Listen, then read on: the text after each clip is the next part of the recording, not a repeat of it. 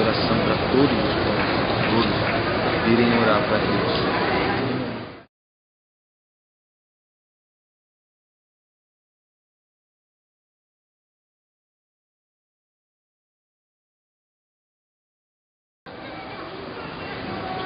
Hoje nós estamos aqui reunidos para realizar esse trabalho junto com o Sr. Carlinhos, dono do restaurante, nos convidou para uma passeata que nós vamos fazendo agora,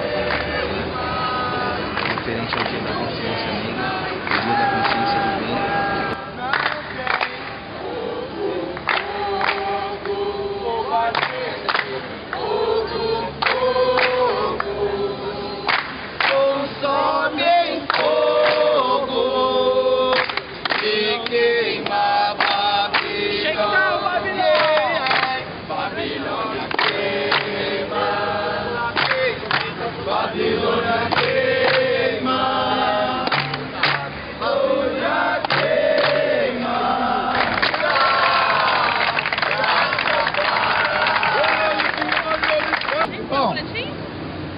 Então, dia 20, comemoração do Dia da Consciência Negra, feriado instituído em 1985 pelo Mário Covas, e vamos lembrar que a libertação dos escravos tem apenas 120 anos. Eles foram escravos na Babilônia, na Mesopotâmia e no Egito. E os judeus falam um negócio que eu acho que é muito importante. Você pode escravizar o corpo, mas a mente e o espírito você não pode, não é? Então...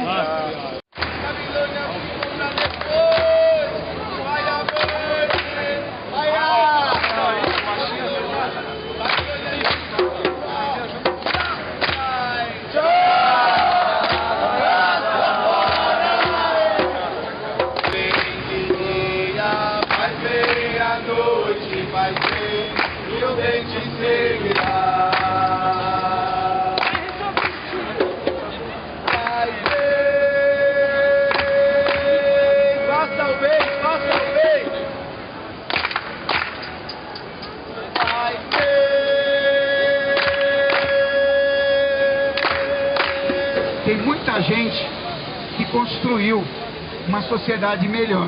Muita gente morreu para hoje a gente poder estar cantando aqui, não é? E convivendo nessa harmonia. Muita gente pagou caríssimo. Especificamente hoje, nós vamos lembrar de um brasileiro que nasceu em 1830 e chama Luiz Gama, que nasceu de mãe negra e pai português. Nasceu livre na Bahia e foi vendido pelo pai aos 10 anos. É uma das figuras, eu diria que é uma das mais importantes desse país, que ele conseguiu alforria. E ele, naquele tempo em São Paulo, uma São Paulo de 40 mil pessoas, ele libertou 1000 negros da escravidão através do trabalho na tribuna, na justiça. Ele conseguiu, aos 18 anos, aprender a ler, a escrever, e é um homem que emocionava. E ele se ombreava com os fazendeiros paulistas. Ele também foi responsável, não só pelo movimento abolicionista, como pelo republicano. Ele, sendo negro, numa exclusão terrível, ele conseguiu ser maçom, e através da maçonaria na cidade de São Paulo, e nós vamos passar por ruas onde ele caminhou. Até eu não sabia, mas no próprio hino da independência, graças ao Luiz Gama, tem uma citação sobre esse horror que foi a escravidão no Brasil. O hino da independência não, o hino da proclamação da República, fala, faz de conta que a escravidão não existiu, porque foi uma coisa tão horrorosa. Bom, nós vamos iniciar a caminhada com o melhor guia da cidade, o Laércio. Bom, gente, boa noite para todos vocês. Obrigado ao pessoal do Rastafari por ter vindo, né, brilhantar essa caminhada. Obrigado a todos vocês, os habituês, aqueles que estão vindo pela primeira vez. E aqueles que estão vindo pela primeira vez, nós queremos dizer que essa caminhada acontece num gentil presente do Carlos, do restaurante, é um presente do restaurante vegetariano Action. Aqui não tem participação de prefeitura, de político, nem nada. É o dinheirinho do bolso, o dinheiro do almoço que faz com que essa caminhada aconteça. Falar então hoje, e muita gente acho que pensa assim, nossa, mas será que os escravos aceitaram isso numa boa? E claro que não. Então isso é um pouco que a gente vai lembrar de toda essa luta. E não aconteceu só com o Zumbi, né? O Zumbi, ele foi traído e assassinado no dia 20 de novembro de 1695. Mas já teve sempre muitas lutas, né? Essa ficou famosa. Não podemos esquecer, bom, então voltando à fita. Como é que acontecia? Primeiro, alguns negros praticamente se suicidavam, outros se deixavam morrer, muitas mães matavam os filhos para que eles não fossem escravos, então sempre foi uma luta. Porque Deus é rei, está vestido de majestade, então se Deus é rei, nós somos príncipes e princesas. Bendito amor, seu Carlinhos, por essa oportunidade de estar aqui esclarecendo um pouquinho mais do que é o movimento Rastafari de uma maneira mais universal. E eu gostaria de falar que o meu nome é Honorável Profeta Cauê, sou membro da Ordem Bobochante e a sigla é EABIC, que significa o Congresso Negro Internacional Etíope Africano. Foi fundado em 1958 por nosso líder, rei, né, sacerdote da Ordem de Melquisedeque, Emmanuel Charles Edward, que nesse tempo representa Cristo na sua manifestação sacerdotal, porque nós acreditamos que Cristo se manifesta de 3 maneiras: como um profeta, como um sacerdote e como um rei, né? Porque sem o rei, o povo perece sem a justiça. Sem o profeta, o povo não tem a visão, não tem a sua profecia. E sem o sacerdote, não tem a ordem cerimonial. É essa que nós estamos trazendo uma pequena parte, que é o Nayabing. Então, esse movimento Rastafari, com mais profundidade, vem chegando agora no Brasil, né? Nós tivemos recentemente, alguns anos atrás, a visita de um grupo de Rastafaris que veio da Guiana, que trouxe muito conhecimento para nós, resgatou muitos jovens, trouxe muita unidade, muito conhecimento para os irmãos que estavam buscando a informação sobre Rastafari, sobre a ordem Rastafari, na profundidade, né? E contribuiu para que a gente pudesse estar aqui hoje, assim como muitas pessoas importantes, guerreiros aí que lutaram pela liberdade no Brasil, que às vezes muitos de nós até não conhecemos, mas tem sim uma história muito rica aqui nesse país.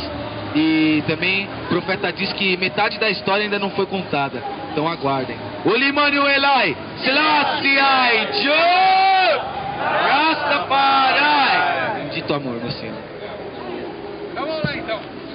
Vamos lá então, vamos até o Largo do Paissandu. Vamos lá. Que se chama Divino é Repartir. Nada mais é do que repartir alimento com as pessoas de rua que não têm condição, as pessoas pobres, despossuídas de bens.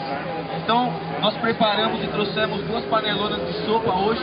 A gente sempre prepara marmita, né? Comida mesmo.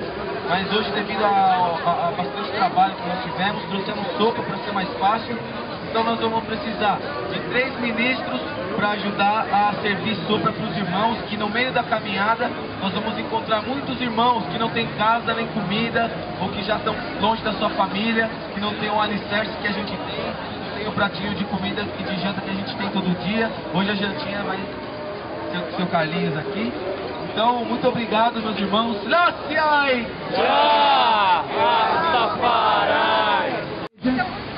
Da Irmandade de Nossa Senhora do Rosário dos Homens Pretos. Pode chocar um pouquinho hoje, mas essa Irmandade, ela é de 1711, ou seja, o ano que vem ela vai completar apenas 300 anos sem interrupção, o que é uma coisa muito interessante para um país jovem como é o Brasil. Então, claro, de início ela não ficava aqui, ficava onde a gente vai passar, na Praça Antônio Prado. Normalmente as igrejas de Nossa Senhora do Rosário são as igrejas que os escravos frequentavam. Era muito interessante. Os brancos não consideravam os escravos como pessoas, então eles chamavam de coisa. Mas eles eram obrigados a serem batizados e a frequentar a igreja. E aí vai começar um sincretismo religioso, né? E eles então eram devotos de Nossa Senhora do Rosário. A maioria dos santos, das imagens dos santos, são santos negros. Santa Efigênia, Santa Elisbão, Santo Antônio de Catirol, São Benedito, né? Continuando a obra aí, mano. Divino é repartir. Divino é repartir.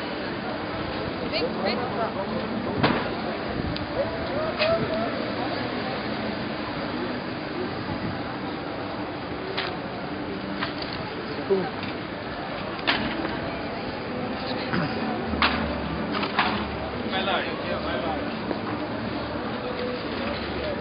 Boa noite, irmão. Chega pra alimentar.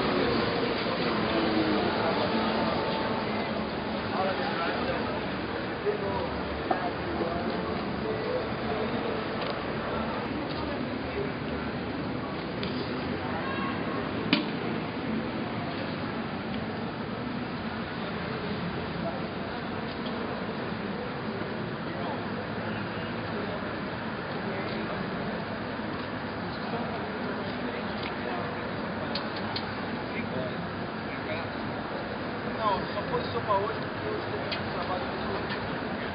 Eu trabalho mais longe, tá? A sopa é mais fácil de fazer. Trabalho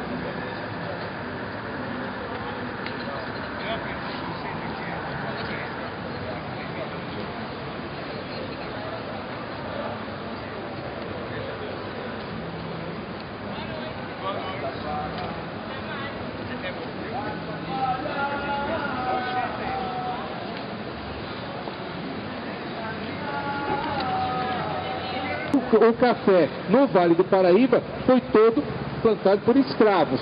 Então nós temos 3 etapas do trabalho nas lavouras de café. O Vale do Paraíba, tanto o Vale do Paraíba Fluminense como o Vale do Paraíba Paulista, praticamente só mão de obra escrava.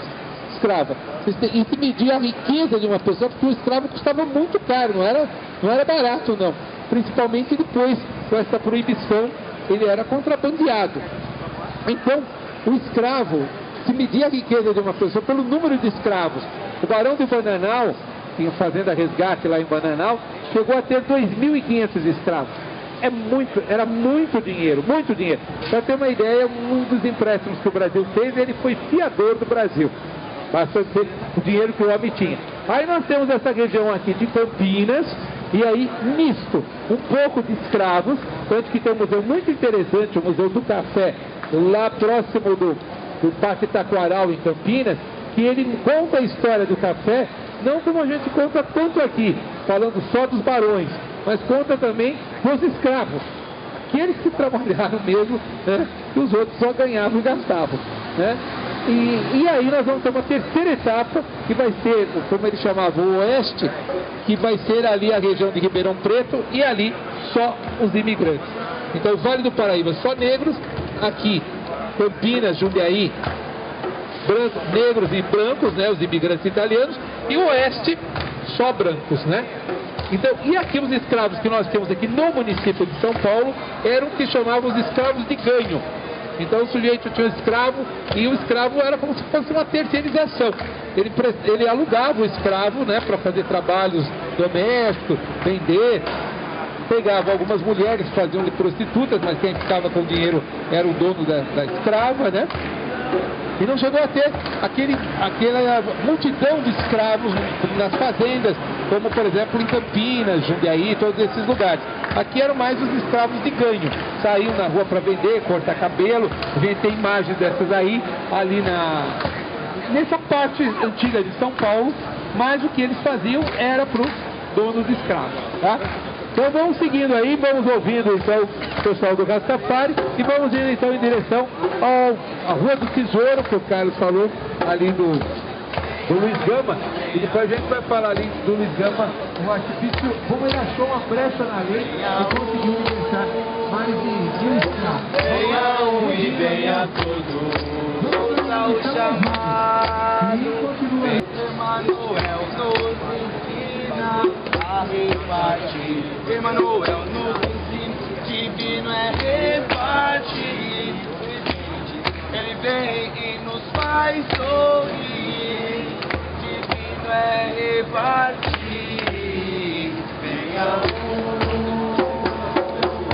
Venha um e venha todos. Está no colo aí. Venha um e venha todos.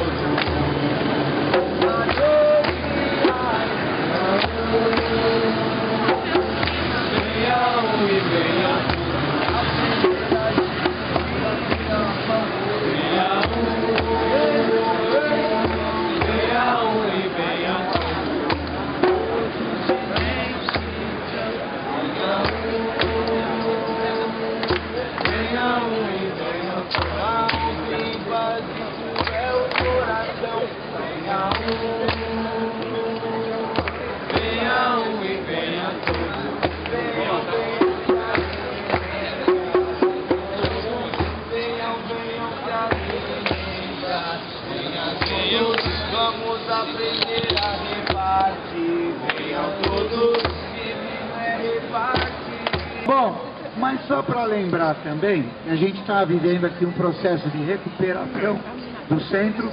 Há 20 anos atrás, quando começou esse processo, o centro era abandonado. Eu tentava convencer as pessoas, vamos trabalhar pela recuperação. Tal. É um processo longo, envolve a comunidade, envolve o governo. E as pessoas, isso aqui não tem jeito, né? Então aqui estava tudo abandonado, vazio, os comércios iam de mal a pior. Mas eu queria fazer uma relação com a simplicidade dos nossos companheiros Rastafari. Eles estão falando aí do repartir, né? Repartir, dividir.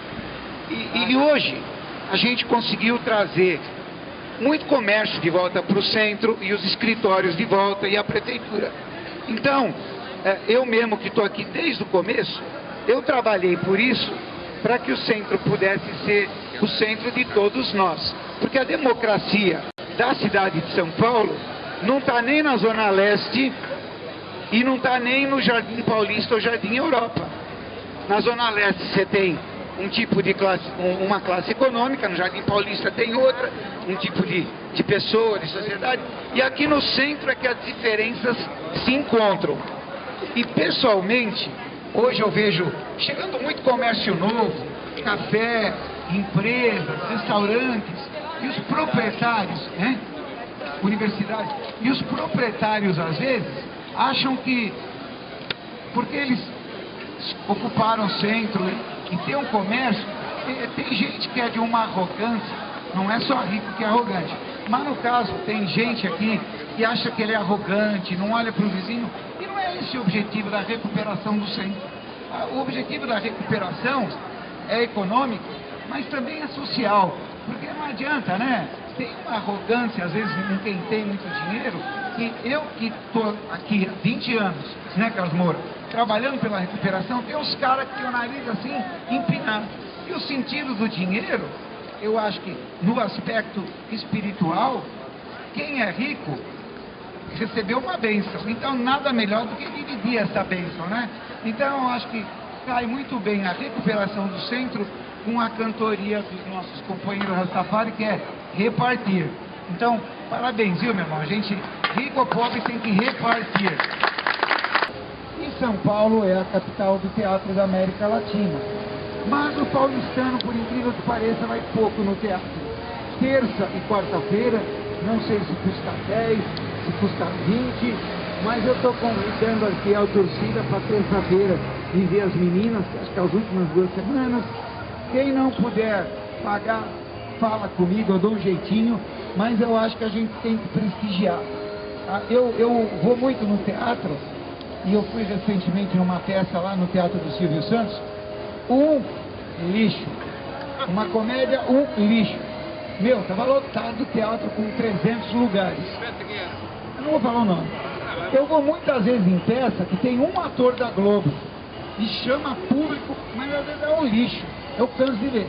E tem peça que eu vou que tem altíssima qualidade que nem essa aqui, um trabalho de 4 mulheres, e pô, tinha meia dúzia de gatos pingados.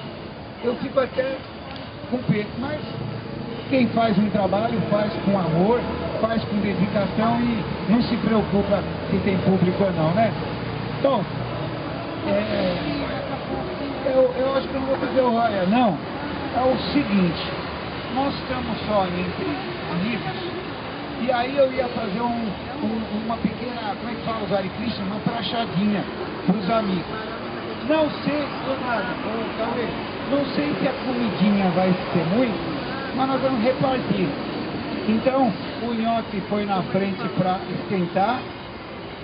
Vamos cortar pão, deve ter banana, laranja, a gente vira só para a gente ficar junto uma meia horinha, porque as visitas estão com sono, elas querem ir embora cedo, né?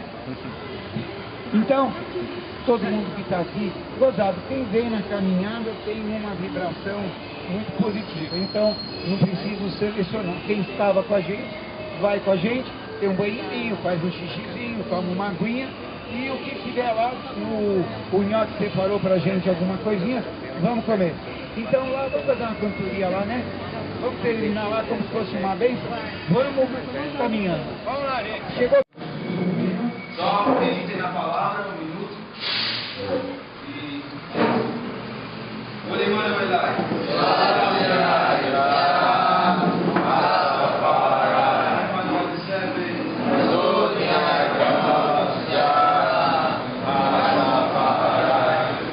Salmo 133, majestosa leitura do Salmo do Rei Davi. Eis que quão bom e quão agradável é que os irmãos morem juntos em união, como óleo bom sobre a cabeça, que desce sobre a barba de Arão, que desce até o colar de sua veste. É como o orvalho do Hermon, que desce sobre as montanhas de Zaion, de Sião. Pois ali Jeová ordena que esteja a bênção, sim, vida por tempo indefinido. Olimano Velai.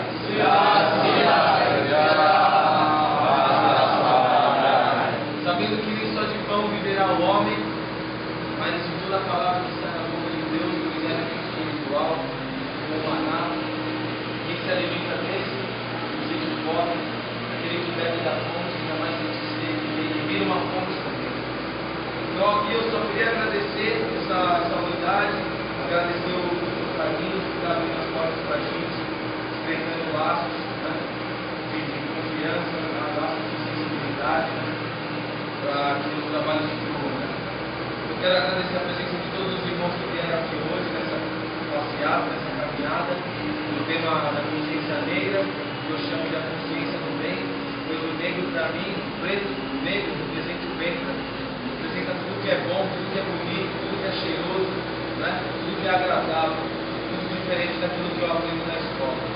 Então, como eu disse, metade da história ainda não foi contada, então cabe a cada um de nós buscar, justamente procurar essa outra metade que não foi contada, que não é ensinada nas escolas, e muitas vezes nos livros também não é contada. Agradeço a todos, agradeço a Deus, agradeço ao seu filho querido Emanuel, que nos chama a um e a todos, né? Agradeço ao professor Marcos Gabi e ao Rei Sebastião por fazer isso na nossa vida. Olimano Velai.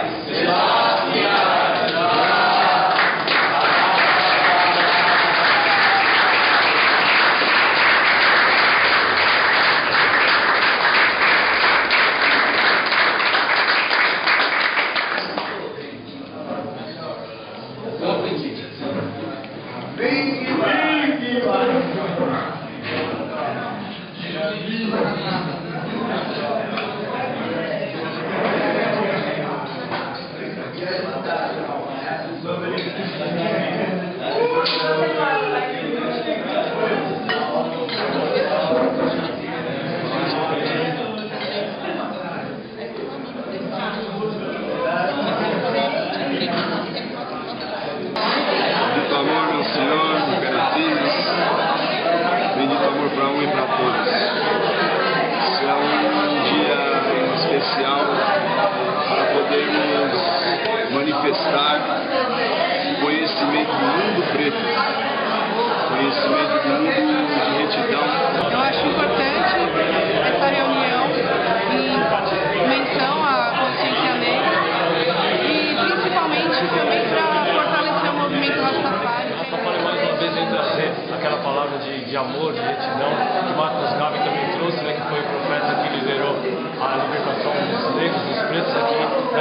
pra gente e também pros africanos, né?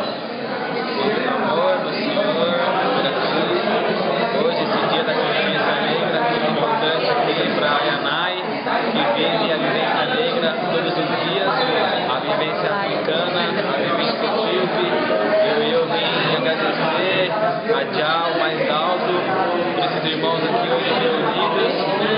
Sim, Dadayuti, Guerreiro de Sião, Germã, Queijo Imperial, todos unidos com o amor no seu coração. Aliás, Jah, Rastafari, bênção, O movimento de consciência negra, o movimento de dentro a fora, não sendo manipulado pelo sistema, não sendo manipulado pelas forças malignas que vêm para derrubar eu e eu. Pode compartilhar, sentir a vibração, os louvores, todo mundo podendo sentir. Eu encontrei outras pessoas que também acabaram dizendo que por que não tem outras vezes, né? Entendendo a forma que muitas vezes a primeira vez é um pouco estranho as pessoas estarem doando comida, estarem falando de Deus e ao mesmo tempo ter uma conduta do dia a dia, que é o que pede a vida, né? Porque a conduta de Deus é pra gente viver, não é só pra gente estar com Deus enclausurado sem colocar essas coisas no dia a dia em prática. Love and respect for all the brothers and sisters coming to get together and they come by and to help people in the street and give them food and things. When the people got the belly full, they can work, they can do things and develop, man. Because without Jah, without food, man, it's no way, man. So, happy blessed up my King Jah Rastafari to provide them food. I provide food a lot and I can share with my people. So, love and respect with them. God is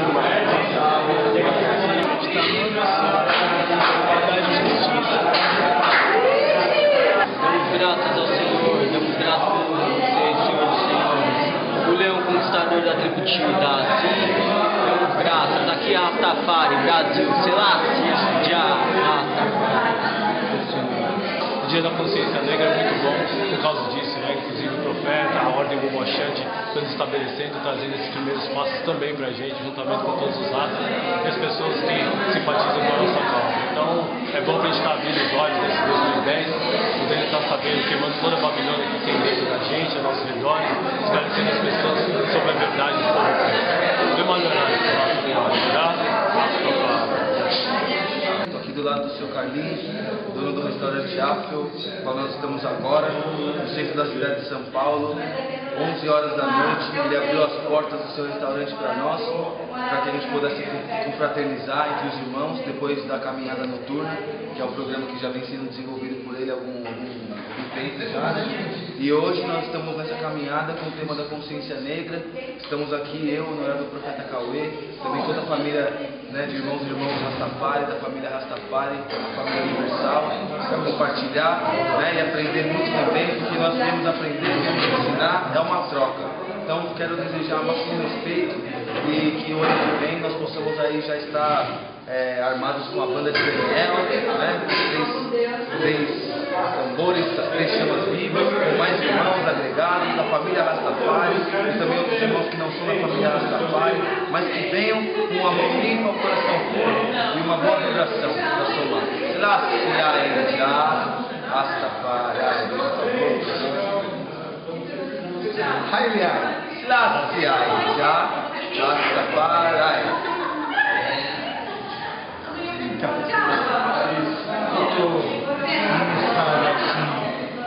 De graça pela música, o povo Rastafari, semblante calmo, pacífico, bonito, aqui a Cauê, vai aquela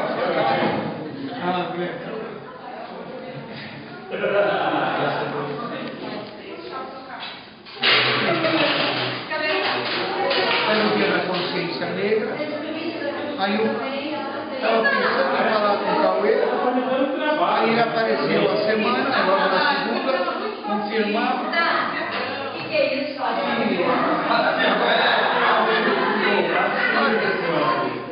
Deixa eu explicar. Filosoficamente, não importa muito o que vocês falaram ou deixaram de falar, mas importa vocês pensam de bom para vocês mesmos e para o mundo. Queria deixar um abraço profundo para essa família Rastafari, com esse semblante bonito, não é? Porque o mesmo semblante pode ser rancoroso, assassino, e pode ser amoroso.